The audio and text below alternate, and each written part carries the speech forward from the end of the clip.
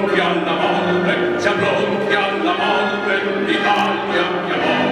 Diciamo siamo pronti, siamo pronti alla morte, siamo pronti alla morte, l'Italia chiamò. Sì! Francamente non me l'aspettavo, perché ero già commendatore della Repubblica e questa onorificenza di Sergio Mattarella, il Presidente della Repubblica, mi ha fatto veramente riempire di gioia. Per me è stata veramente una sorpresa, anche perché mi hanno insignito della onorificenza di Gran Ufficiale della Repubblica, l'unico di tutta la provincia di Treviso in questa tornata di premiazioni.